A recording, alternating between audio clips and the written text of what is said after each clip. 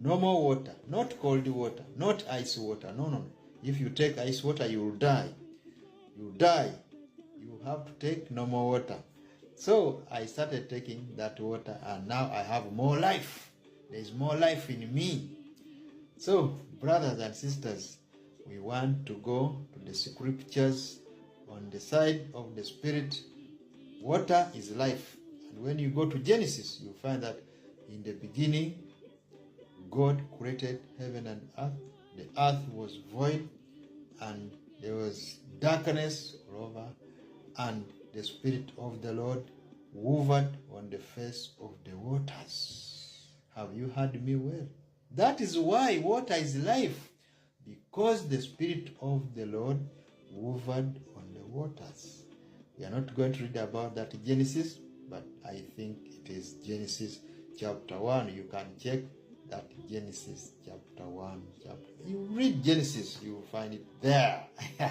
So today we are going to read Ezekiel chapter 36. Chapter 36. Ezekiel chapter 36. We are reading from verse 24. For I will take you from among the heathen and gather you out of the countries, and will bring you into your own land.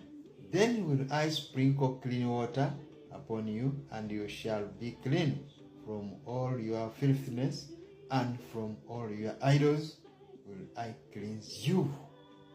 Brothers and sisters, have you heard me well? I said from the beginning that water is life. I said from the beginning that water is life. That was the biological part of the water. What about the spiritual part of the water? Because what we see in the reality comes from the Spirit. What does the Spirit say about this water? This is what I'm reading for you from this Ezekiel chapter 36.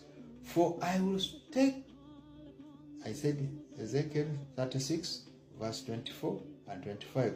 For I will take you from among the heathen and gather you out of the countries, and will I bring you into your own land. What does that mean? It is so deep. I will remove you from all your troubles, from all your enemies, and bring you back home to your country, to bring you back to your position where you belong. I am a child of God. That is my